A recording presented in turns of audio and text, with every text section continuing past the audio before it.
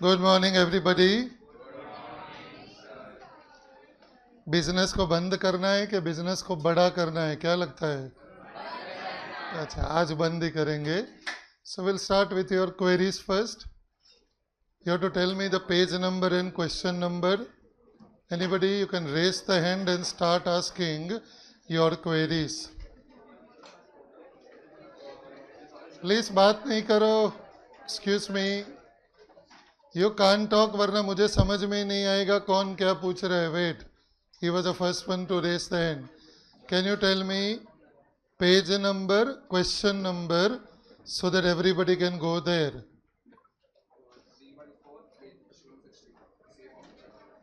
Question number क्या है? Question number 16. I need pin drop silence.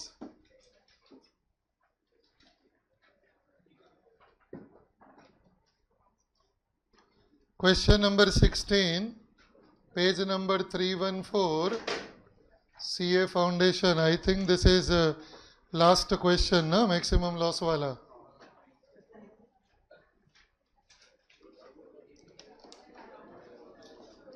बोलो, व्हाट इज योर क्वेरी? तुम लोग बात करना बंद कर सकते हो? I can't shout. कोई भी स्टूडेंट क्वेरी पूछेगा, एवरीबडी फोकस ऑन दैट, तुम्हारा भी रिवीजन हो जाएगा. If you have that query तो सॉल्व हो जाएगा, वरना रिवीजन हो जाएगा.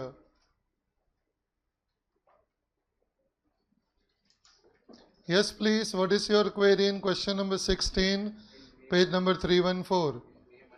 In the month of May. Okay, that is your query. Everybody please look at that. In the month of May, one of the partner G agreed to take over investment at rupees 6,300. अब ये वाला कौन सा adjustment है? This adjustment is asset taken over by liability. पहला question खुद को पूछने का कि ये एक्सेस कैपिटल मेथड है कि ये maxim. Please stop talking, I am not in a position to concentrate. So पहला क्वेश्चन पूछने का कि ये एक्सेस कैपिटल मेथड है कि मैक्सिमम लॉस मेथड है. Can you tell me which one? तो बस मैक्सिमम लॉस मेथड में एक ही ऑप्शन है, he has to bring money. आप मैक्सिमम लॉस मेथड में कैपिटल के सामने एडजस्ट ही नहीं कर सकते, बिकॉज उसमें कोई ऑर्डर ऑफ पेमेंट है ही नहीं. देख, अगर यही एक्सेस कैपिटल होता ना तो मैं चेक करता कि ऑर्डर ऑफ पेमेंट के हिसाब से मुझे उसको कितना पैसा देना है. अगर वो 6,300 से ज़्यादा रहेगा तो मैं उसको कैपिटल में एडजस्ट कर देगा. अगर वो 6,300 से कम रहेगा तो मैं उसको बोलेगा पैसा लेके आ. और अगर प्रॉब्लम में बोला रहेगा कि कैपिटल में एडजस्ट करो और मेरे को उसको 6,300 से कम देने का है तो मेरे को revise statement of excess capital बनाना पड़ेगा. सो एक्सेस कैपिटल में in short what I am trying to see, 2-3 option है, लेकिन मैक्सिमम लॉस मेथड में कोई ऑप्शन नहीं है. एसेट लेके गया, पैसा लेके आ, that's all. Because we are planning to distribute the cash as safely as possible. Your maximum loss method is as safely as possible. So that's a simple conclusion. No variety in this adjustment in maximum loss method. सीधा उसको बोलो cash लेके आ. In short इस amount को cash column में adjust करो, फिर थोड़ी देर सो जाओ, 2 एजम्पशन करो. याद है ना सबको? सो जाओ, समझ रहे हो ना? 2 हॉरिबल एजम्पशन करने का. You have to presume this realisation is last realisation, calculate maximum loss, distribute that maximum loss in profit sharing ratio. फिर अगर किसी का कैपिटल नेगेटिव आया तो assumption number 2, that partner is insolvent, so his insolvency loss is to be paid by the solvent partner in the fixed capital ratio. Why fixed capital ratio? क्योंकि current account दिया हुआ है, so they are following fixed capital method.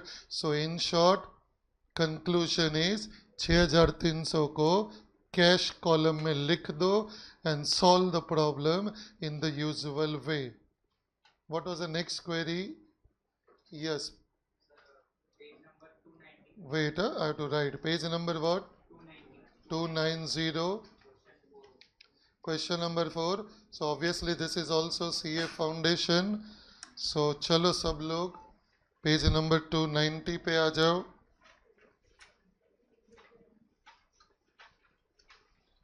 Please silence रखना वरना मैं doubt solve ही नहीं कर पाएगा.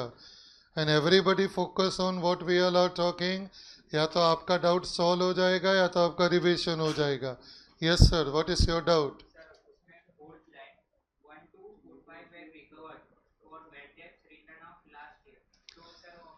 मतलब इन शॉर्ट करना ही पड़ेगा ना, पैसा मिला. देख, data realise 90%. Take your calculator.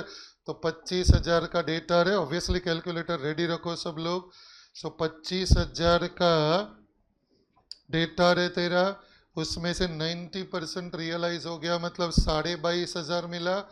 Plus 1245 जो पुराना डूबा हुआ डेटा था वो तुझे वापस मिल गया.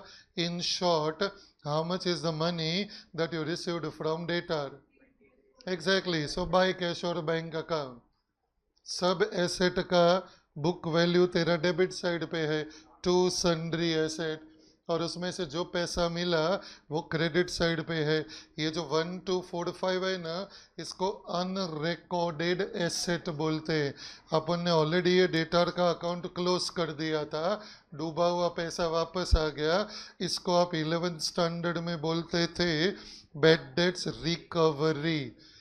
कोई फर्क नहीं पड़ता रिकॉर्डेड एसेट है कि अनरिकॉर्डेड एसेट है, मेरा एसेट है कि बाजू वाले का एसेट है. पैसा मिला ना, बाय कैश और बैंक. डिसोल्यूशन का रूल बहुत सिंपल है. जो भी एसेट का डिस्पोजल किया, चाहे वो रिकॉर्डेड है, अनरिकॉर्डेड है, टेंजिबल है, इनटेंजिबल है, पैसा मिला तो सिंपल जर्नल एंट्री, कैश और bank account debit to realisation. Realisation में आएगा बाय बैंक अकाउंट और बैंक में आएगा to realisation. What's the next query? या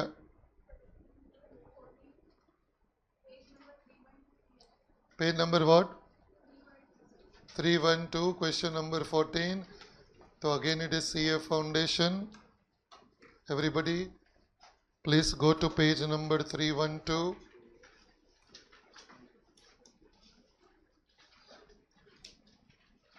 ये तो वो है ना, 2 बार स्टेटमेंट ऑफ एक्सेस कैपिटल वाला प्रॉब्लम है. Yeah tell me what is your query? Sorry, कब बनाते हैं? देख, फरवरी महीने की है ये जो स्टोरी है, वो फरवरी महीने की है. क्लियरली बोला है as a part of his capital और as a part payment of his capital are accepted the machinery of 9,000 जिसका बुक वैल्यू है 3,500. अभी 3,500 का मशीनरी ये मस्त ज़्यादा भाव में लेके गया 9,000 में. मे बी ये मशीनरी बेचने में बहुत दिक्कत हो रही थी. प्लीज़ ध्यान से सुनना. तो क्या हुआ, ये लोग के बीच में डिसाइड कि भाई आर ने बोला चल ठीक है मैं 9,000 में ये मशीनरी लेके जाता हूँ, लेकिन यार मेरे पास कोई पैसा देने के लिए नहीं है. ऑलरेडी वो कोई नया बिजनेस स्टार्ट करता रहेगा, क्योंकि ये बिजनेस अगर डिसॉल्व हो गया तो थोड़ी घर पे रिटायर होके बैठ जाएगा. May be he need money. तो बोला देख मेरे पास पैसा नहीं है, चाहिए तो मेरे कैपिटल के सामने एडजस्ट करो. वैसे भी ये मशीनरी बिक नहीं रहा है, मैं इसको अच्छे भाव में लेके जा रहा हूँ. 3,500 का बुक वैल्यू है, 9,000 में लेके जा रहा हूँ, मेरे कैपिटल के सामने एडजस्ट करो. अब इसी स्टेज पे जब तो ऑर्डर ऑफ पेमेंट देखेगी तो अपने को उसको 9,000 देने का ही नहीं है, because as per the order of payment we are at a second stage. First stage में अपने को एक ही पार्टनर को देने का है. सेकेंड स्टेज में if I recollect it right, it was 4,500 and 3,000, ऐसा आपको 2 पार्टनर को देने का है. तो आप 9,000 उसको कैसे दे सकते हो? लेकिन 9,000 तो दे दिया, क्योंकि क्लियरली बोला है part payment of his capital. Now because it is given that part payment of capital, हम प्रिज्यूम नहीं कर सकते कि वो कैश लेके आया, because it is given that it is part payment of capital. तो सबसे पहले क्या करने का, आर के कैपिटल में से 9,000 माइनस कर देने का. फिर फाइंड करने का। अब तीनों का कैपिटल कितना है? आई रिपीट, पहले आर के कैपिटल से 9,000 माइनस करने का, फिर फाइंड करने का तीनों का कैपिटल कितना है। अब मैं usual order of payment follow नहीं कर सकता बिकॉज वो order of payment already break हो गया। तो मुझे क्या करना पड़ेगा? मुझे revised order of payment decide करना पड़ेगा, for which I will prepare revised statement of excess capital. चल यार जल्दी बुला, प्लीज सिट हियर।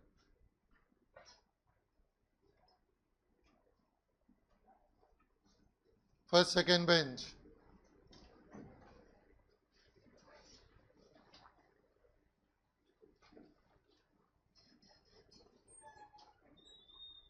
चलो चलो वहां बैठ जाओ, फास्ट गो फास्ट।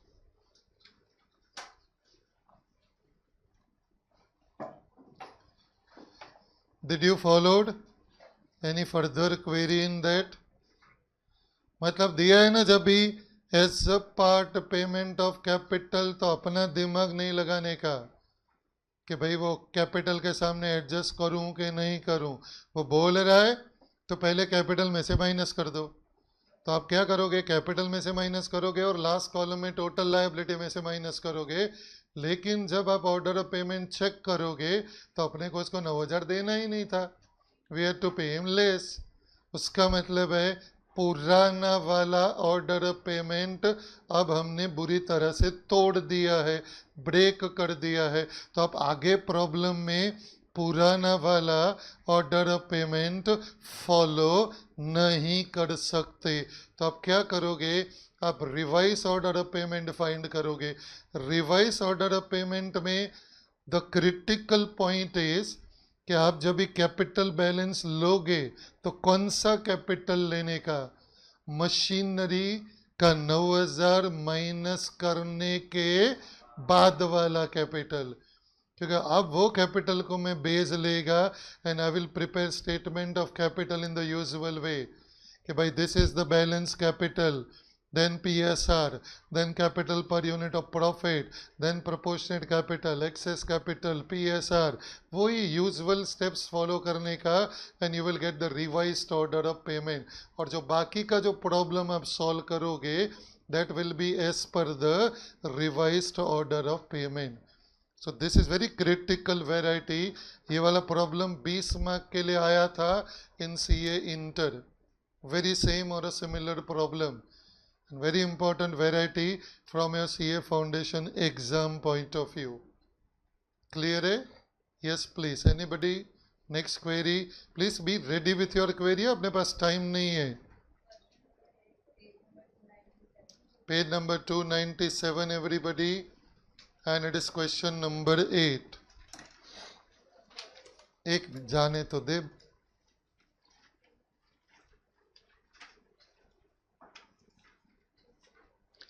अरे यार इतना सब क्यों करवा रहे हो यार? 50-50 रुपए में पेपर दे रहा हूँ, ले लो ना यार। कितनी मेहनत करवाते हो तुम लोग। चाहिए क्या? नहीं चाहिए? गुड। या question number 8, page number 297 everybody. वो किसी ने फ्रॉड किया था वो वाला है ना? मिस्टर सी ने फ्रॉड किया था और उसकी वजह से आपका फर्म डिसॉल्व हो गया। Yes please, what is your query? First two adjustment is basically उसने क्या क्या फ्रॉड किया था आपको दिया हुआ है। So what is first adjustment? A cheque से कोई बात नहीं करो, I may really blast on you, please understand it is not easy to switch the mind so fast from one question to other question. This is far more difficult than teaching. Teaching तो कैसा है पता रहता है, आज ये 3 सम करने का है, मस्त लोड करके आते हैं हम लोग। अभी इधर तो क्या कोई किधर भी पूछेगा, so I have to focus. बीच में तुम लोग बात करते हो, it really disturbs me. Check of ₹4,300 received from a debtor and was not recorded in the books and was misappropriated by Mr. C. किसी डेटार से आपने पैसा रिसीव किया और वो ट्रांजैक्शन अभी से रिकॉर्ड ही नहीं हुआ। क्यों रिकॉर्ड नहीं हुआ अभी तक? क्योंकि फर्म को पता ही नहीं था. क्यों नहीं पता था फर्म को? क्योंकि वो पैसा लेके सी ने चोरी किया था, मिस अप्रोप्रिएट किया था. सो this is like error of complete omission, कि कोई ट्रांजैक्शन आपने रिकॉर्ड नहीं किया तो अभी उसको रिकॉर्ड करो. बोलो, चेक रिसीव किया तो can I write bank account debit और I can't write bank account debit? Can't write. Why? क्योंकि वो पैसा बिजनेस के अंदर आया कि कोई चोरी करके लेके गया? कौन चोरी करके लेके गया? तो आप छोड़ दोगे मिस्टर सी को? Or is this money receivable from mister C? So what will be the entry that you will pass? पहले एंट्री के बारे में सोचो, फिर अपन उसका इफेक्ट देंगे. So anybody sees capital account debit 4,300 because this money is receivable from Mr. C and to what? Debtor's account. Obviously वो debtor का बैलेंस तो कम करना पड़ेगा, क्योंकि वो डेटार ने तो पैसा दे दिया. आप थोड़ी वो डेटार दोबारा पैसा देने वाला है. मिस्टर सी ने वो पैसा चोरी किया, वो डेटार को उससे क्या लेना देना? बोलेगा भाई वो पार्टनर था, मैंने पार्टनर को पैसा दे दिया, तो आपको डेटार का बैलेंस कम करना पड़ेगा. So it is Mr C's account debit to debtor account. अब इसका आपको दो इफेक्ट देना पड़ेगा. दो में से मिस्टर सी का कैपिटल अकाउंट आई थिंक हमने सेपरेटली बनाया था. In partner capital account it was A B and D. तो सी के कैपिटल में आएगा टू डेटार्स अकाउंट 4,300 और दूसरा है डेटार. डेटार का अकाउंट तो है नहीं मेरे पास, तो मैं क्या करेगा, बैलेंस शीट में ही 42,000 का डेटार है, उधर ही लिख देगा -4,300. विच मीन्स जब भी आप डेटार को रियलाइजेशन अकाउंट में ट्रांसफर करोगे टू सन्ड्री एसेट, उसमें जब तुम रियलाइजेशन अकाउंट में डेटार को ट्रांसफर करोगे, what is the value at which you will transfer that in realisation account? Will it be 42,000 or will it be -4,300? Did you followed everybody? What was your query? मैं तो सब बोल डाला, but तेरा query क्या था?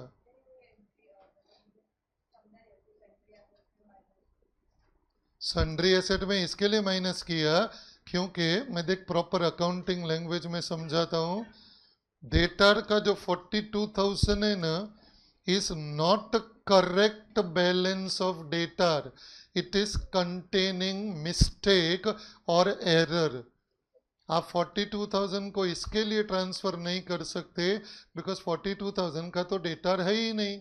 उसमें से 4,300 वाले बंदे ने तो ऑलरेडी पैसा दे दिया है. So what is the correct book value of my debtor is not 42,000, it is 42,000 minus 4,300. इसके लिए डेटार के ब्रैकेट में माइनस किया था. उसी के लिए ऊपर देख इन्वेस्टमेंट में भी वैसे ही किया था, क्योंकि हमने एक इन्वेस्टमेंट बेच दिया था. That is a second adjustment. Investment costing 5,400 were sold by Mr. C for 7,900 and funds were transferred to his personal account. This sale was omitted. तो इसका एंट्री क्या आएगा? अपने को मिस्टर सी से पैसा लेने का आएगा. So again Mr C will become your debtor. It is C's account debit 7,900 to investment account 5,400 और बाकी का कुछ 2,500 रुपये का 2,500 का प्रॉफिट था, which we to distribute to all the 4 partner in their profit sharing ratio which is 5:5:4:2. तो investment में से 29,000 में से अब देखो ब्रैकेट में 5,400 माइनस किया, क्योंकि इतना इन्वेस्टमेंट तो मेरे पास है ही नहीं, वो मैंने बेच दिया. प्रॉफिट देखोगे तो 2,500 के प्रॉफिट को सब पार्टनर में अपन ने डिवाइड किया हुआ है. तो आप पार्टनर के कैपिटल के क्रेडिट साइड में देखोगे तो ए बी और डी में डिवाइड किया रहेगा, और नीचे सी के कैपिटल अकाउंट में देखोगे तो उसको भी शेयर इन प्रॉफिट दिया रहेगा. Have I cleared your queries? Pakka? Okay. Which is the next query? Raise your hand and then ask. Yes, sir. General doubt. हाँ बोलो.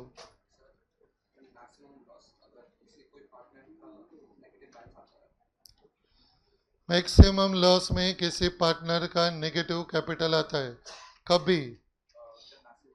मैक्सिमम लॉस सब में तो डिस्ट्रीब्यूट करेगा, जैसे तू मैक्सिमम लॉस डिस्ट्रीब्यूट करेगा तो इनमें से एक पार्टनर के कैपिटल का नेगेटिव बैलेंस आया तो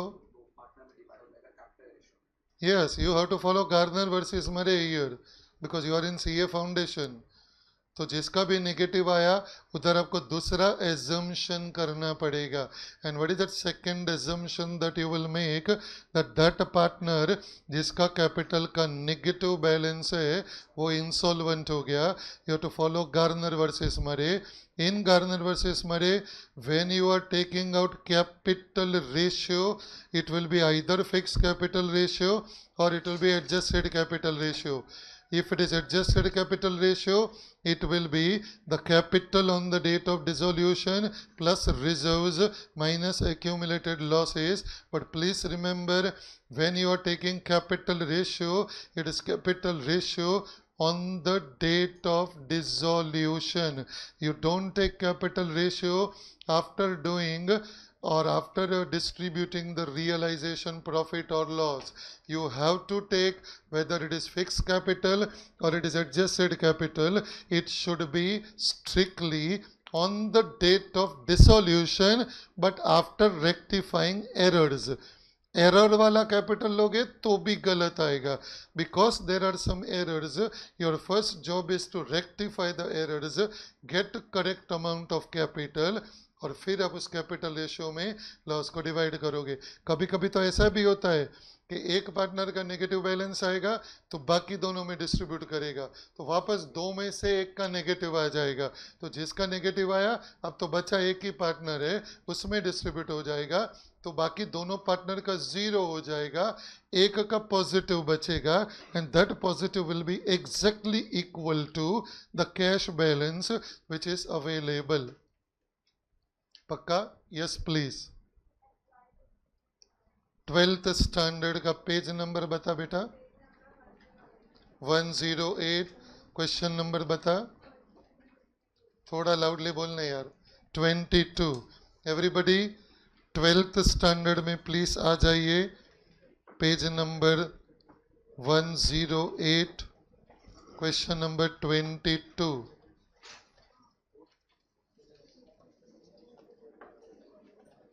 yes ma'am, what is your query? Excuse me यार, एक तो इतना स्लो बोल रही है, कैसे सुनूं मैं?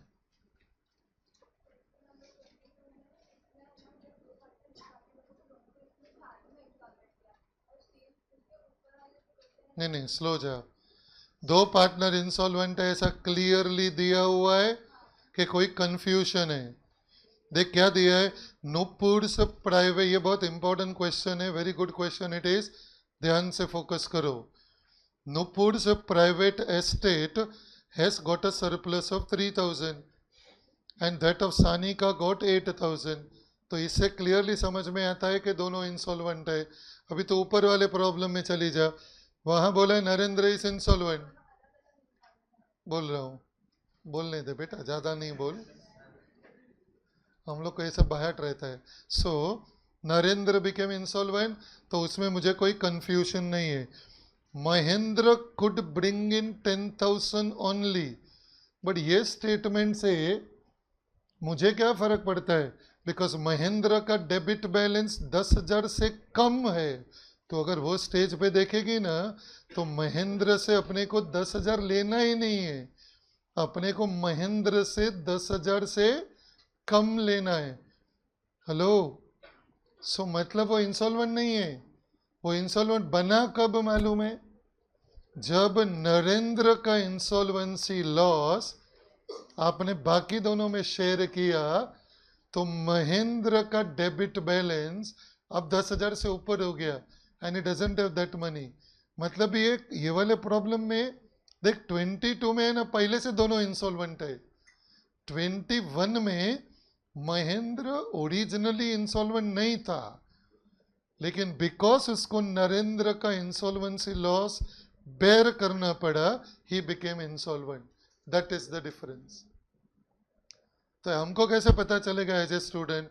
बहुत सिंपल है, उसका डेबिट बैलेंस चेक कर पार्ट 2 में। पार्ट 1 का कैपिटल अकाउंट बंद कर, पार्ट 2 में देख मेरे को महेंद्र से कितना पैसा लेने का है।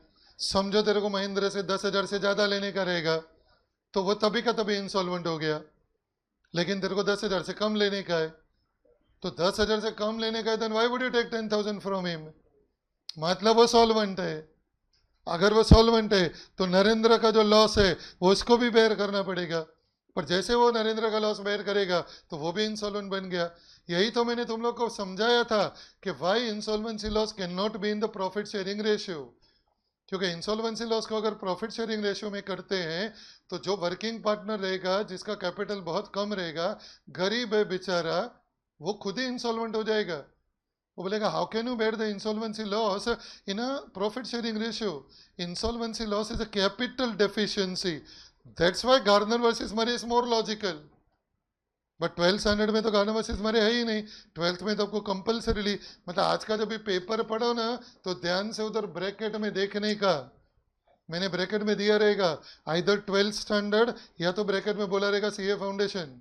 सो अगर 12th बोला रहेगा तो आपको इंसॉल्वेंसी लॉस को प्रॉफिट शेयरिंग रेशियो में बेयर करना है, और फाउंडेशन बोला रहेगा तो गार्डनर वर्सेस मरे अप्लाई करना है।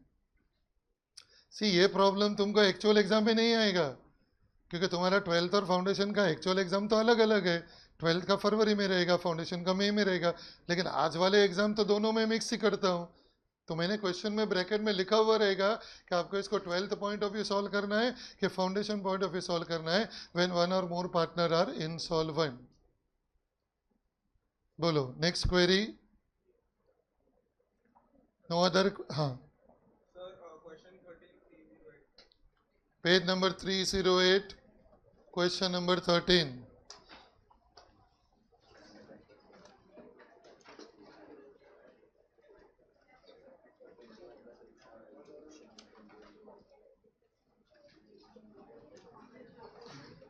तो बच्चे वाला प्रॉब्लम है ना? हाँ बोल। Excuse me, yes my dear, what is your query?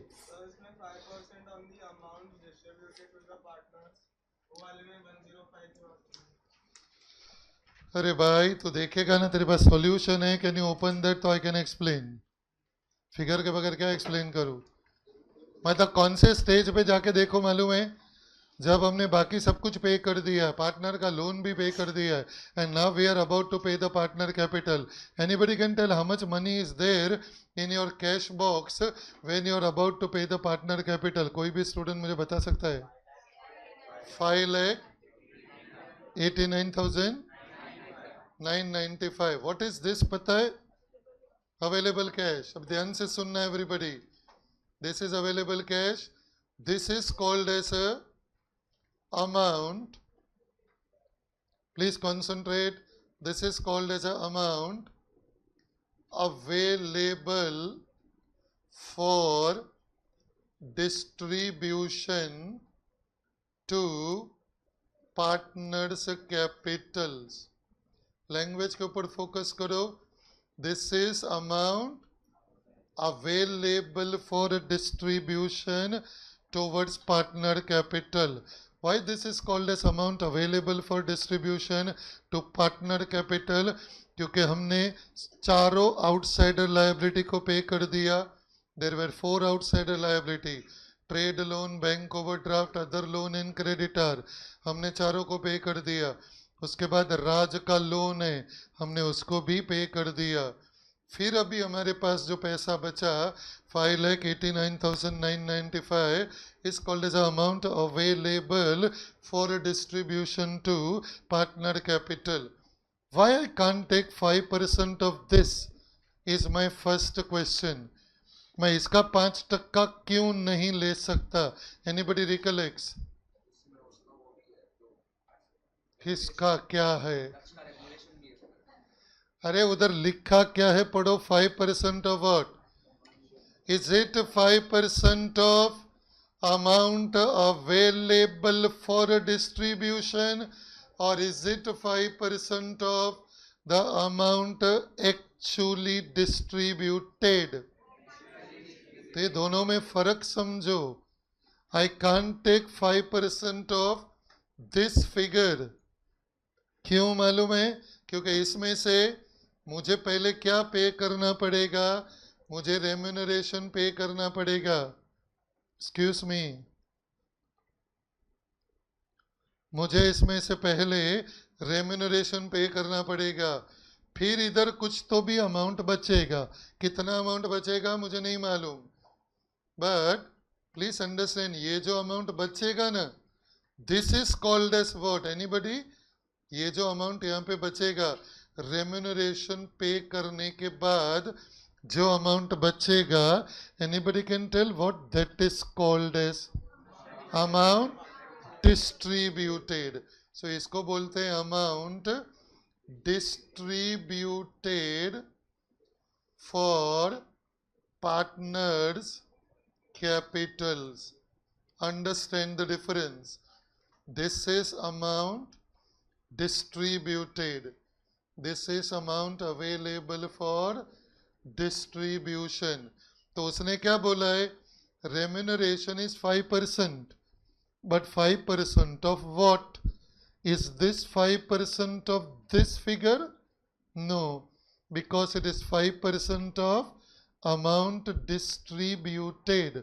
तो तुझे इसको assume करना पड़ेगा. You will assume this is 100. If this is 100, this remuneration will be 5. If this remuneration is 5, then this figure will be 105. क्योंकि 105 में से 5 का remuneration पे करोगे तो 100 बचेगा. अब आपको क्रॉस मल्टीप्लिकेशन करना है. If 105 is 589,995, 5 is how much? So you are cross multiplying. So 5 upon 105 into 589,995. Anybody can tell how much we are getting? 28,990. Okay, 28,095. कोई प्लीज बताओ माइनस करके अब कितना अमाउंट बच गया? 5,61,900. Now how do I verify whether my answer is correct or no?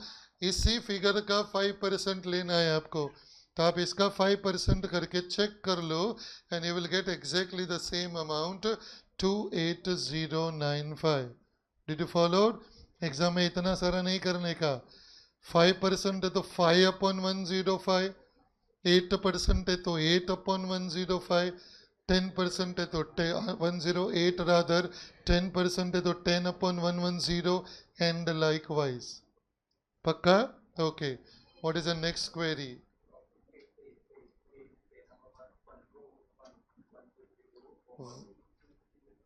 Homework book किसी के पास नहीं रहेगा?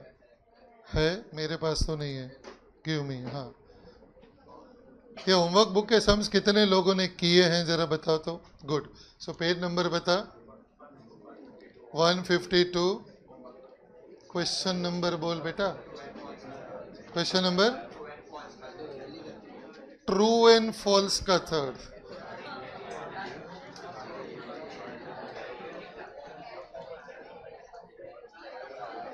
हाँ, ही इज राइट. 10 मार्क का तो ऑब्जेक्टिव है. 15, सॉरी 15 मार्क का तो. ए हेलो, एक्सक्यूज मी. अब एक दूसरे को नहीं बताओ कि तुमने ऑब्जेक्टिव नहीं किया है, क्योंकि पूरा क्लास जानता है कि मेजॉरिटी ने ऑब्जेक्टिव नहीं किया है. अपन स्कॉलर लोग हैं. मैंने पेपर पैटर्न तो कब का दे दिया है. ऑब्जेक्टिव चाहिए तो 20-20 रुपए में देता हूँ. Anybody interested? कैसा बैच है? You are interested? Meet me outside and call your parents. साले कसम से यार, हाउ डेयर ही. हाँ बोलो. Excuse me. हाँ तो तू ही पढ़ थर्ड और बता. I will read that for you. Excuse me. Page number 152. This objective question is true or false with reason. ये true or false with reason, ये बहुत important objective है, because महाराष्ट्र बोर्ड में भी 5 मार्क का आता है ट्रू और फॉल्स विथ रीजन, और सीए फाउंडेशन में कभी कभी 8 मार्क का आता है ट्रू और false with reason. So this one variety of the objective, true or false with reason, is very important from both examination point of view. I am reading that. In the event of dissolution of the firm, the business ceases to end. In the event of dissolution of partnership, the partnership is reconstituted and the business continues. It's true. There is a difference between, ये जब भी मैंने first lecture लिया था ना dissolution का, तभी तुमको डिफरेंस बताया था. ध्यान से सुनना एवरीबडी. Excuse me. एक रहता है डिसोल्यूशन ऑफ पार्टनरशिप फर्म. ये जो पार्टनरशिप फर्म है ना, is an artificial person created by law. आपने क्या किया था पार्टनरशिप फर्म बनाने के लिए? ऐसा नहीं है कि तुम बाहर पार्टियां मार देगा तो तुम्हारा फर्म स्टार्ट हो जाएगा. आपने पार्टनरशिप डीड बनाया रहेगा और उसको आपने रजिस्टर्ड ऑफ फर्म में रजिस्टर किया रहेगा. व्हेन यू से डिसोल्यूशन ऑफ फर्म का मतलब क्या? एक लीगल एंटिटी का एंड हो रहा है. तो when it is dissolution of partnership firm मतलब एवरीथिंग इज क्लोज्ड. फर्म भी बंद हो गया, बिजनेस भी बंद हो गया, हमारा जो रिलेशन है एज अ पार्टनर वो भी खत्म हो गया. 3 चीजें खत्म होती है. 3 things end when it is dissolution of firm. Number 1, there is a legal entity called partnership firm, वो क्लोज हो गया. नंबर 2, बिजनेस क्लोज हो गया. नंबर 3, हमारा जो आपस में रिश्ता था, खून का नहीं, वी वर पार्टनर्स, वो रिश्ता भी खत्म हो गया. That is dissolution of firm. उसके सामने दूसरा वर्ड क्या दिया इन्होंने? Dissolution of partnership. What is this? You know, dissolution of partnership is 3 chapters actually: admission, retirement and death. Because this results into dissolution of our partnership relation. हमारा profit sharing ratio change हो जाएगा. पहले 2 partner थे, तीसरा आ गया. पहले 3 थे, दूसरा छोड़ के चला गया. पहले 3 थे, एक का डेथ हो गया. इसके लिए the correct word is reconstitution of partnership, और you can also call this as a dissolution of partnership. ये वाले में क्या क्लोज नहीं होता पता है? बाकी की दोनों चीजें क्लोज नहीं होती. फर्म भी क्लोज नहीं हो रहा है, बिजनेस भी क्लोज नहीं हो रहा है. खाली नंबर ऑफ पार्टनर चेंज हो रहे. 2 का 3 हो गया, 3 का 2 हो गया. आपस में प्रॉफिट शेयरिंग रेशियो चेंज हो रहा है. That is called as a dissolution of partnership. तुम्हारा कौन से चैप्टर का टेस्ट है आज? ये वाले चैप्टर का नहीं है. दिस इज तो एडमिशन, रिटायरमेंट, डेथ. आज का जो तुम्हारा टेस्ट है वो ये चैप्टर का है. That is dissolution of partnership firm. I hope the difference is clear. ये मैंने फर्स्ट लेक्चर में बताया था. Anyway, what is the next one? ये ले भाई. Anybody? तुम्हारा क्वेरी हो गया तो मैं मेरा क्वेरी पूछूं. 2 ही तरीके से ये क्लास चल पाएगा. तुम्हारा क्वेरी खत्म हो गया तो जो अच्छे अच्छे क्वेश्चंस मुझे मालूम है उसके क्वेरी मैं तुम्हें पूछूंगा and you can reply that. तो भी आपका रिवीजन. या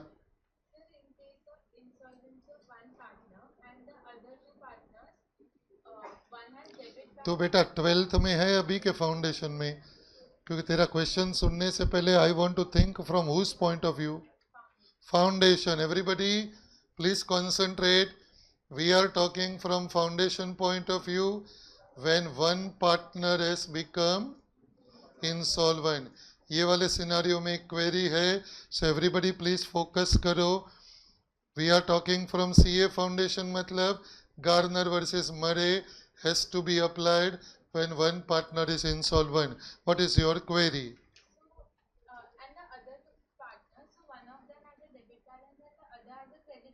So one of them who has a debit balance can go in disco and dance because he is not supposed to bear any insolvency loss. See, capital ratio का मतलब क्या हुआ है? समझो एक पार्टनर इंसॉल्वेंट हो गया और हम लोग दो पार्टनर बच गए और हम बोलते हैं we should bear the loss in capital ratio, तो ये खड़ा हो जाएगा। मेरा तो कैपिटल ही नहीं है, मैं तो मेरा पूरा कैपिटल विड्रॉ कर चुका हूँ, एक्चुअली तो मेरा नेगेटिव कैपिटल है। सो ही विल गिव मी मस्त स्माइल, सर आप अकेले फंस गए बिकॉज मेरा तो कैपिटल ही नहीं है, तो मैं काहे का लॉस बेयर करेगा। ऑब्वियसली ना, कैपिटल रेशियो का मतलब जितना भाई तूने फर्म में कैपिटल कंट्रीब्यूट किया है, ये बोलेगा मैंने तो जो कंट्रीब्यूट किया था वो भी उठा लिया, इनफैक्ट ज़्यादा उठा लिया। तो अगर तुम कैपिटल रेशियो में करोगे ना तो मुझे पैसा देने का निकलेगा तुमको, बिकॉज मेरा नेगेटिव कैपिटल है। तो पॉजिटिव कैपिटल वाला बेयर करेगा और नेगेटिव कैपिटल वाले को देना पड़ेगा, which obviously is not possible. So Garner versus मरे में क्लियरली लिखा हुआ है कि when you are taking capital ratio, it should be only those solvent partner who has credit balance of capital on the date of dissolution. The key part is, हो सकता है ए भाई ओ प्रभु, हो सकता है रियलाइजेशन अकाउंट में बहुत प्रॉफिट आया जिसकी वजह से वो डेबिट बैलेंस वाला जिसका कैपिटल था ना वो क्रेडिट हो गया, then also is not supposed to bear because it is on the date of dissolution is the key point.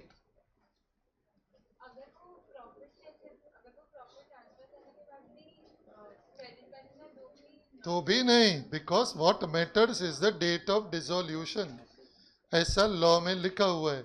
सी एक चीज है ना, एक्सक्यूज मी प्लीज अंडरस्टैंड, कल भी किसी के मैंने फोन पे 10 मिनट इसी पॉइंट पे बात किया था, पता नहीं किससे बात किया था, बट हाँ मेरे साथ होता है आजकल। सो मैंने तभी भी यही एक्सप्लेन किया था कि लॉ है ना, लॉ उसको लॉजिक अप्लाई मत करो। लॉ में आज भी अपने देश में बहुत सारी चीजें इलॉजिकल है, but law is a law, और लॉ को चेंज करने का एक ही तरीका है, that somebody has to challenge the judgement of Garner versus Murray in high court. समझो किसी पार्टनरशिप फर्म में ऐसा केस आता है और वो लोग बोलते हैं कि नहीं ये गार्नर वर्सेस मरे गलत है, वो हाई कोर्ट में चैलेंज करेंगे, समझो वो बंदा केस जीत जाएगा, तो मुंबई हाई कोर्ट का जो लेटेस्ट रूलिंग रहेगा that will override the decision of Garner versus मरे, और फ्यूचर टेक्स्ट बुक्स में जो मुंबई हाई कोर्ट ने जो लेटेस्ट डिसीजन लिया रहेगा that will be applicable. Law आप लॉजिक से नहीं कर सकते, बहुत चीजें लॉ में इलॉजिकल होती है। एक 17 साल का बच्चा मर्डर कर देता है लेकिन उसको फांसी की सजा नहीं है।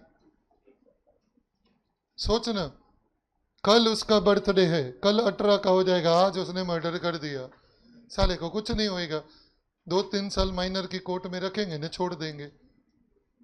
बट ये सब ब्लडी मर्डरर 10-15 को एक साथ ठोक देगा समझ, तो भी उसको लॉ कुछ नहीं करेगा, बोलेगा माइनर है। क्या का माइनर, साले चाकू उठाया 10 जन को मारा और माइनर है, बच्चा है, छोड़ दो। But because the law is such आप कुछ नहीं कर सकते। Excuse me please, time is running out.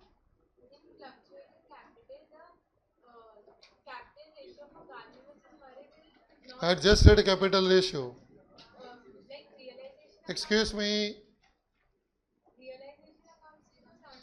अरे बेटा तुम कोई भी कैपिटल रेशियो लो, it is capital on the date of dissolution. चाहे आप फिक्स कैपिटल रेशियो लो, चाहे आप एडजस्टेड कैपिटल रेशियो लो, डिसोल्यूशन के बाद क्या हुआ उससे कोई लेना देना नहीं है। It is capital ratio on the date of dissolution. So अगर ये फ्लक्चुएटिंग कैपिटल रहेगा तो लायबिलिटी साइड में से कैपिटल का बैलेंस लेने का, उसमें रिजर्व को ऐड करने का, सामने एक्यूमुलेटेड लॉसेस को माइनस करने का, और अब जो आएगा दैट इज एडजस्टेड कैपिटल। उसके बाद कैपिटल में चेंजेस होने ही वाला है, रियलाइजेशन में प्रॉफिट होएगा, रियलाइजेशन में लॉस होएगा, there can be a asset taken over by partner, there can be liability taken over by the partner. लेकिन dissolution के बाद जो भी changes हो वो ignore करो. You have to take capital ratio on the date of dissolution. Yes, please. Yeah. Excuse me.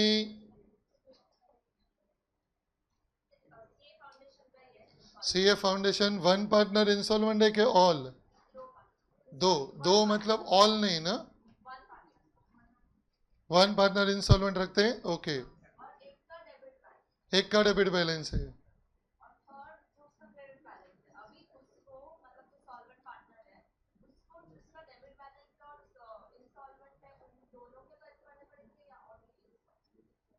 Debit balance वाले के पैसे वो क्यों भरेगा बेटा? वो तो सॉल्वेंट है. He will have to bring the money. Solvent partner with credit balance will bear only insolvency loss. वो दूसरा वाला जो सॉल्वेंट है जिसका डेबिट बैलेंस है उसका जब अकाउंट तो क्लोज करेगी यू लेट बाय कैश और बैंक, और कैश और बैंक में आएगा टू पार्टनर कैपिटल. लॉस बेयर किया जाता है just because it is debit balance. It is not a loss. If somebody is having debit balance in the capital but is very much a solvent person, he has to bring that money into the firm, तो उसके capital account में आएगा by cash और bank. समझा? Great. Hello, anybody? क्या ये? कौन सा बुक है ये? 12th. अरे तो दे क्यों रहे? 12th है मेरे पास. पेज नंबर बता. Everybody page number 113. हाँ फिर बता.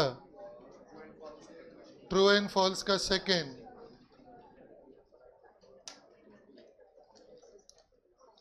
कैसा ना आज तुम लोग का क्वेरी देख के, एक्सक्यूज मी, मतलब ऐसा लगता है 1 महीने से सो रहे थे.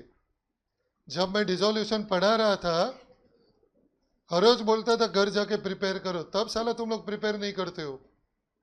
इन लास्ट मोमेंट पे ही तुमको प्रिपेयर करना है. प्लीज अभी भी संभल जाओ. जो चैप्टर मैं क्लास में कराता हूं वो तभी का तभी घर जाके प्रिपेयर करो, और जो भी डाउट रहेगा शांति से 1-to-1 सॉल्व करो, so that you are ready much before the actual test comes. संभल जाओ. सीए बनना है प्रॉपरली तो यही एक तरीका है. मैं कभी जब सीए करता था when I was a student, 6 महीने पहले मेरा फुल पोर्शन प्रिपेयर करके 2-3 बार हो जाता था, 6 months before the actual exam. तुम लोग क्या जब आग लगती है तभी पानी ढूंढते हैं, बाल्टी किधर है डालो. वो तो लक के लिए आज मेरा लेक्चर है जो मैं वेस्ट कर रहा हूं डाउट सॉल्विंग में. I rather prefer 1-to-1 doubt solving. मस्त मेरे को व्हाट्सअप करो. कल कितने लोगों का लास्ट 2 दिन से आई डोंट नो मैंने कितने लोगों से फोन पे डाउट सॉल्विंग की है. That is a way to solve the doubt. 1-to-1. आज क्या हो रहा है, मेरा रेगुलर 1.5 घंटे का जो लेक्चर का स्लॉट है वो वेस्ट हो गया. It is okay, but please आगे का टेस्ट. मैंने पूरा टेस्ट सीरीज आज सुबह डाला था. अकाउंट्स का तो पूरा डाल दिया है. हर मंथ के एंड में फ्राइडे के दिन अकाउंट्स का टेस्ट है, और तुम लोग लास्ट मोमेंट के दिन ही जागोगे, सारे डाउट लेके आओगे. ऐसा नहीं करो, क्योंकि ये एक्चुअली ओरिजिनली शेड्यूल्ड लेक्चर है 1.5 घंटे का. मुझे बोलो ना, मैं डाउट के लिए अलग से 1.5 घंटा बैठता हूँ तुम्हारे साथ, मेरे को थोड़ी कोई प्रॉब्लम है. I can solve 1-to-1. So this is very disappointing. Anyway बोलो, व्हाट इज पेज नंबर क्या है बेटा? 113. तुमको देख टेस्ट सीरीज एडवांस में दे दिया है, कौन से डेट को है न कौन सा चैप्टर है. प्लीज प्रिपेयर करना स्टार्ट करो, और जो जो डाउट रहेगा मेरे से 1-to-1 सॉल्व करवाते जाओ बेटा. लास्ट मोमेंट तक वेट मत करो. हाँ बोलो. ऑन डिसोल्यूशन कैश और bank account is closed automatically. What is the answer given? True. तो तेरे को क्या प्रॉब्लम है? अरे ऑटोमेटिकली मतलब ये नहीं बोल रहा है कि कोई मशीन या रोबोट आके क्लोज करेगा. What is he trying to tell is कि उसमें डिफरेंस नहीं आएगा. ऑटोमेटिकली मतलब मैं सोचता रहेगा मैं क्लोज नहीं करेगा तो ये क्लोज कैसे होएगा। अरे बेटा ऐसे नहीं बोल रहे, इसका बोलने का मतलब है क्या कैश और बैंक अकाउंट में कोई डिफरेंस आएगा। So answer is no. जब तू पूरा प्रॉब्लम सॉल्व कर देगा तो कैश और बैंक टैली हो जाएगा। इसको बोलते हैं यस, कैश और bank account will be closed automatically.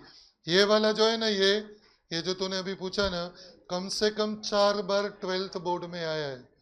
Last 15 साल का पेपर उठा के देखना, यही ट्रू और फॉल्स कम से कम 4 बार आया है। और पब्लिक सोचता है अरे ऑटोमेटिकली कैसे क्लोज होएगा, ये तो मेरे को करना पड़ेगा। अरे इतना सिली क्वेश्चन वो थोड़ी पूछेगा यार। या what is the next query? चल तुम्हारा क्वेरी हो गया तो मेरे पास बहुत सारा क्वेरी है तो मैं ही करता हूँ डिस्कस फिर। I can ask you the query and you can answer. करूँ क्या? चल चालू करते हैं। सबसे पहले ऑल पार्टनर इंसॉल्वेंट करते हैं। देखो उसमें किसी को क्वेरी नहीं है, मतलब तुम्हारा परफेक्टली प्रिपेयर हो चुका है ऐसा तुम्हें लगता है। Question number 26, page number 110।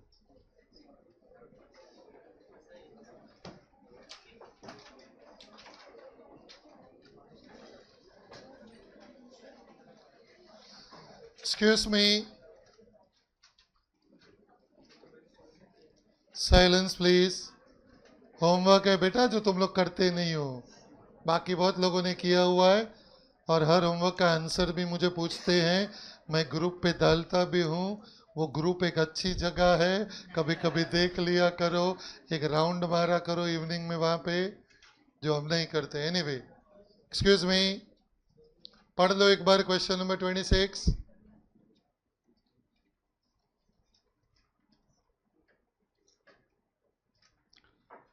बोलो कैसे पता चला all partners are insolvent? Is it very clearly given everybody? क्या हमें ढूंढना पड़ रहा है? क्लियरली दिया है ऑल आर इंसॉल्वेंट। तो मुझे बताओ please, all partner insolvent is again a very important variety for 12th standard. Not so much in CA foundation they ask this, लेकिन 12th में बहुत बार पूछते हैं। क्या क्या छोटे छोटे पॉइंट है? when all partners are insolvent you will have to remember all partners are insolvent। ये बहुत सिंपल वेराइटी है बट कुछ छोटे छोटे पॉइंट याद रखने। Point number 1 everybody, what you will not transfer in realization account, outsiders liability। So outsiders liability का हमें क्या करना पड़ता है? Separate account, separate account for each liability। What about RDD? RDD का भी अकाउंट खोलते हैं कि इसको रियलाइजेशन में। कल है ना मेरे को एक क्वेरी है ना 15-20 बार आया, पक गया मैं। मतलब मेरे को लगा यार कल सुबह बैच में सबको ही बता देता हूँ। एक बहुत इंपॉर्टेंट कॉन्सेप्ट था, 15 बार तो मैंने फोन पे ये सॉल्व किया है। एक है एसेट और एक रहता है रिजर्व क्रिएटेड अगेंस्ट एसेट। ये रिजर्व भी हो सकता है, कभी कभी रिजर्व की जगह ये लोग फंड वर्ड यूज करते हैं, कभी कभी प्रोविजन वर्ड यूज करते हैं। इन 12th standard all means one and the same. अब इसका पहले एग्जाम्पल दे देता हूं। सबसे फेमस एग्जाम्पल है डेटार्स और उसके सामने रहता है आरडीडी। फिर एक है जॉइंट लाइफ पॉलिसी, इधर रहता है जॉइंट लाइफ पॉलिसी फंड। तीसरा रहता है इन्वेस्टमेंट्स, सामने रहता है investment fluctuation fund.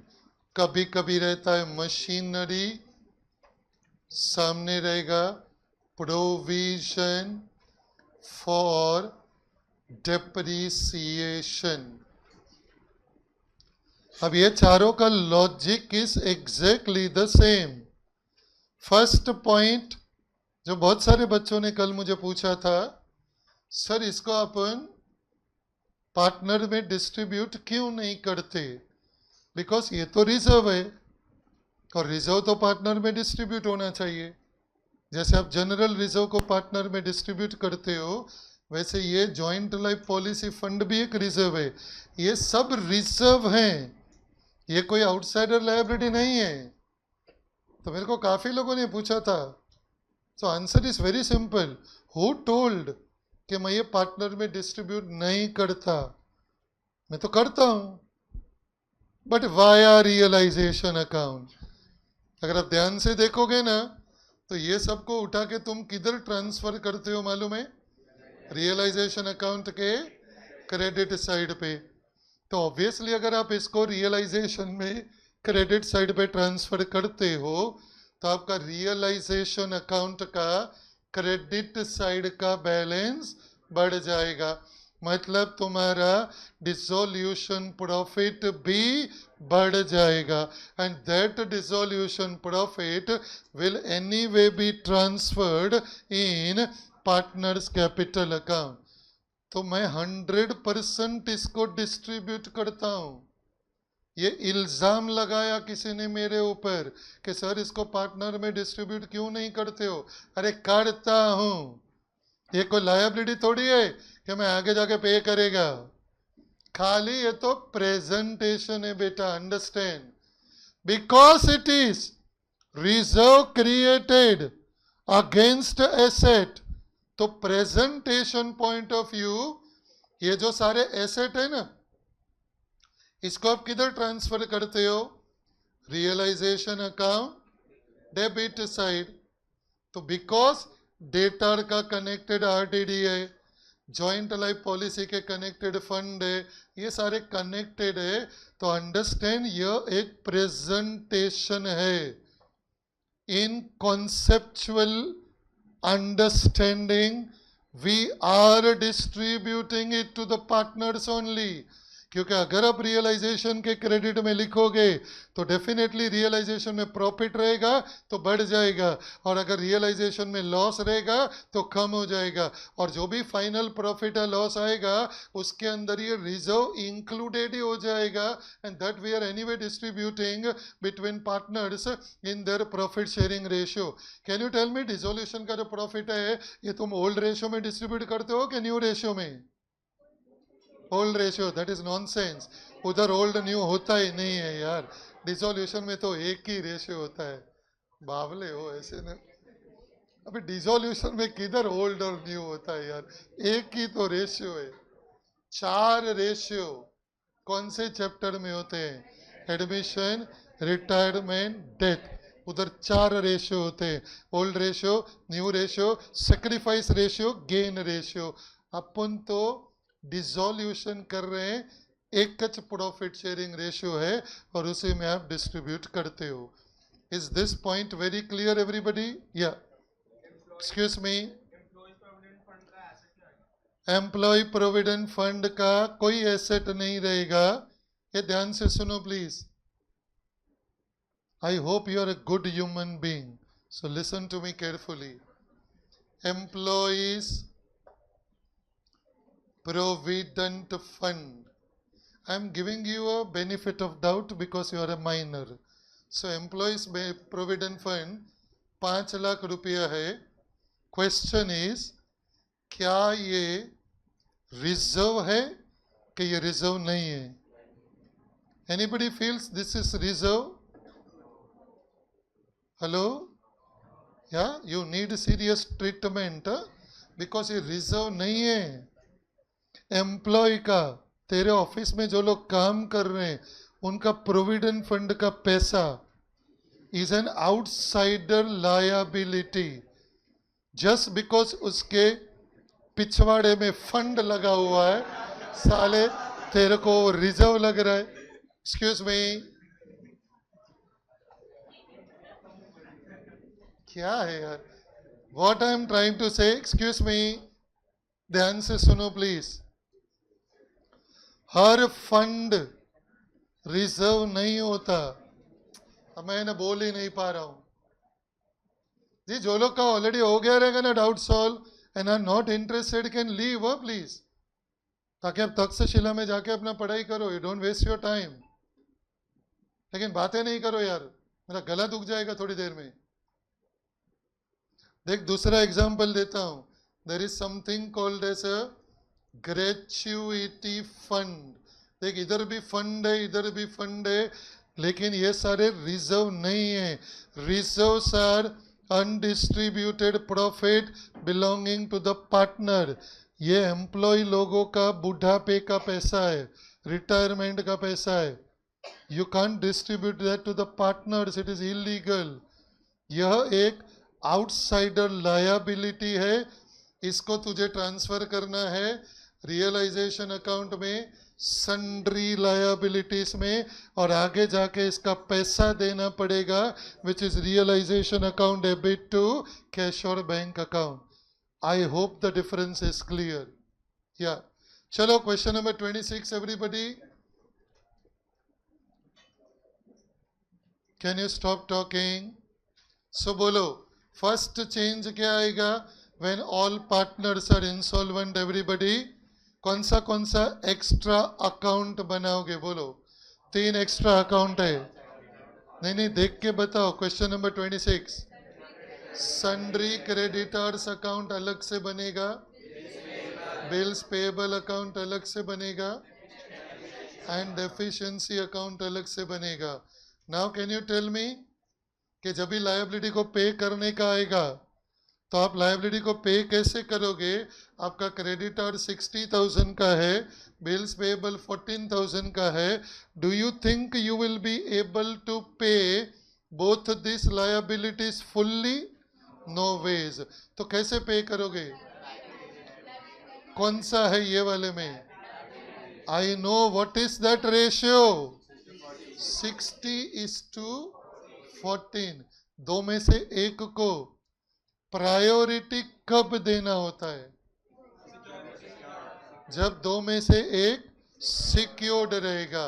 That is question number 24। देखो 24 में there is one loan which is secured. ये वाला पॉइंट बहुत इंपॉर्टेंट था जो मैंने करवाया था।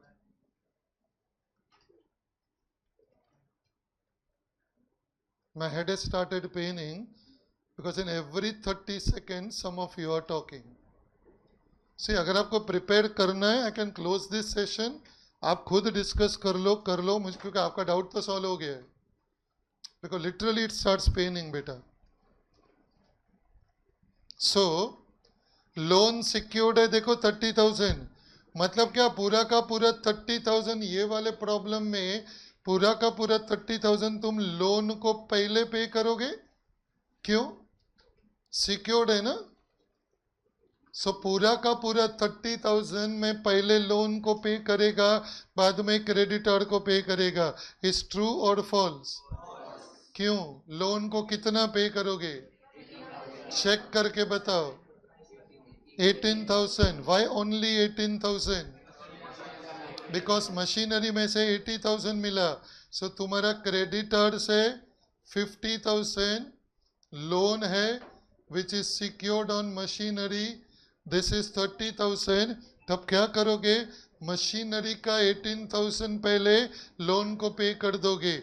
अब ये बचेगा 12,000 और क्रेडिटर है 50,000। तो बाकी जो भी पैसा तुम्हारे पास आएगा, I think you will have to distribute that in the ratio 50:12। I hope everybody recollects. ठीक है। Now you tell me if you want me to revise anything, तो मैं रिवाइज कर देता हूँ।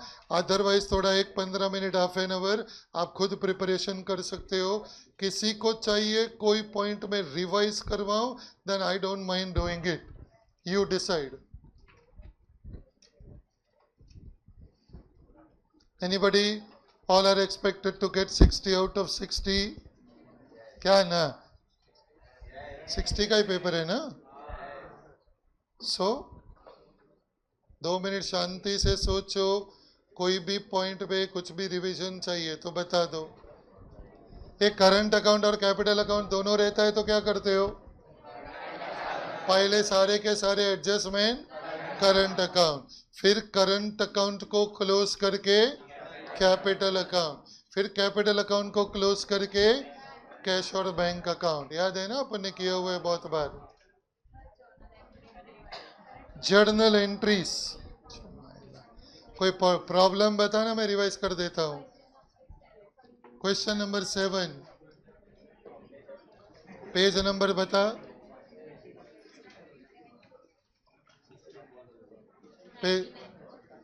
12th स्टैंडर्ड,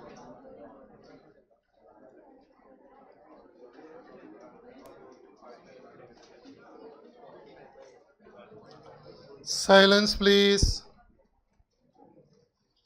क्या करना है आपको, ये राइटिंग में सॉल्व करना है और do you want to keep the solution open? Writing में प्रैक्टिस करना है, 15 मिनट में हो जाएगा। Would you like to do it? वरना सॉल्यूशन रहेगा तो ओपन रखो, मैं रिवाइज करवा देता हूँ। चलो fast. Question number 7, page number 99, 12th standard, last line में पूछा है जर्नल एंट्रीज। ठीक है, I can understand, it's okay. Everybody please concentrate. ये ना बहुत बड़ा वाला प्रॉब्लम था, 11-12 एंट्रीज था शायद। इट्स ओके, मैं स्टेप वाइज रिवाइज कर देता हूँ, प्लीज कॉन्सेंट्रेट। अभी मेरे को प्लीज पिन ड्रॉप साइलेंस चाहिए 15 मिनट, क्योंकि मेरे सारे स्टेप्स भी रिवाइज हो जाएंगे। Keep your solution open if you'd like to keep it open.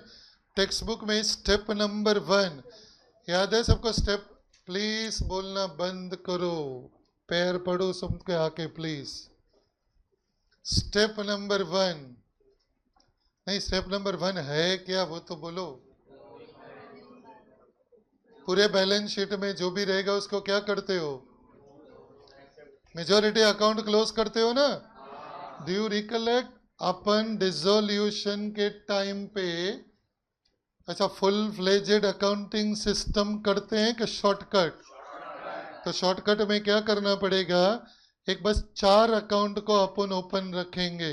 Realisation account, partners capital account, bank account and Ravi's loan account. ये 4 अकाउंट को छोड़ के बाकी सारे अकाउंट को आपको क्लोज करना है। Is your step number 1। तो स्टेप नंबर 1 में सबसे पहले लायबिलिटी साइड में एक रिजर्व दिया हुआ है 25,000 रुपए का। ये रिजर्व को आपको डिस्ट्रीब्यूट करना पड़ेगा। डिसोल्यूशन चैप्टर में एक ही रेशियो होता है विच इज 3:2 आपको दिया हुआ है। इन्फो नंबर 6 में 3:2। तो रिजर्व फंड को मुझे क्लोज करना है। क्लोज करके this reserve I have to distribute to the partners in their profit sharing ratio. How do I design the journal entries? Very simple. Reserve fund को close करने के लिए डेबिट करना पड़ेगा। तो रिजर्व फंड का क्रेडिट बैलेंस था, उसको क्लोज करने के लिए मैं डेबिट करेगा। तो this reserve fund account debit 25,000 to Ravi's capital account 15,000 to Uday's capital account 10,000। तो ये हो गया एंट्री नंबर 1।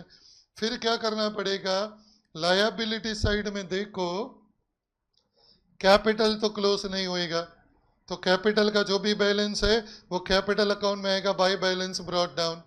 रवि लोन भी क्लोज नहीं होएगा, रवि लोन के अकाउंट में आएगा बाय बैलेंस ब्रॉट डाउन। बाकी तीनों तुम्हारा आउटसाइडर लायबिलिटी है।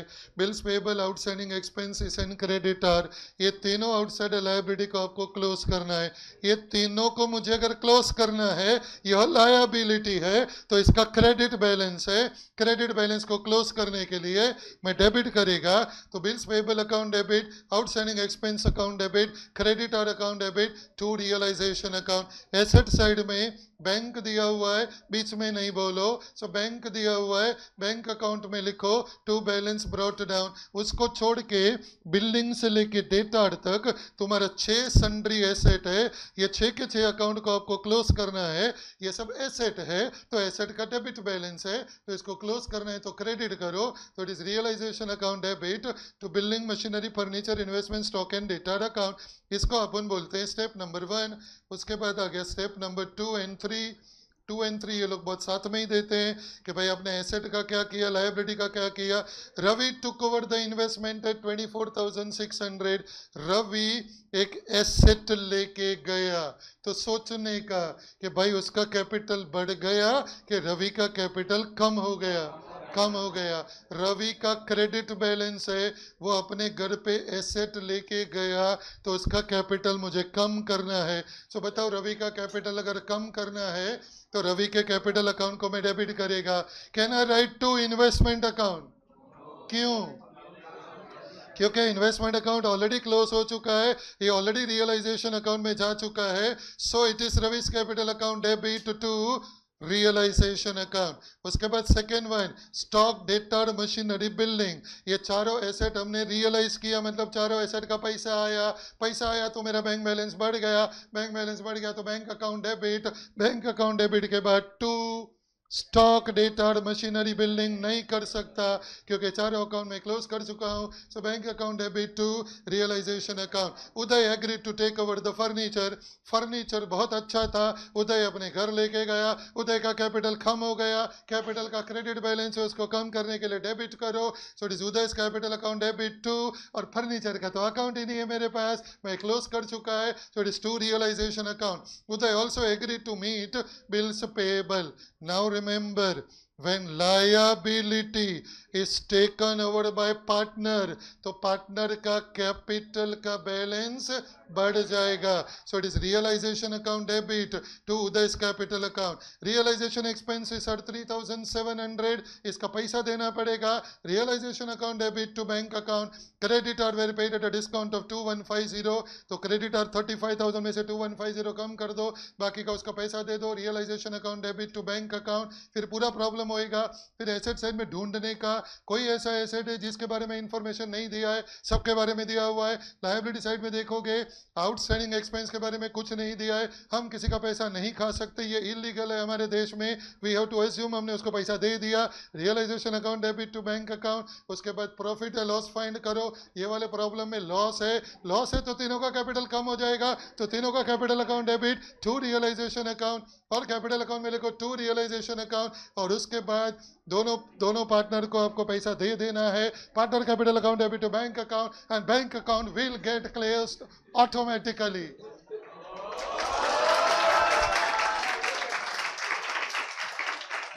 Any query to anybody? Yeah, so we stop it here. किसी को 1-to-1 कुछ डाउट पूछना रहेगा, so I am here only, you can ask.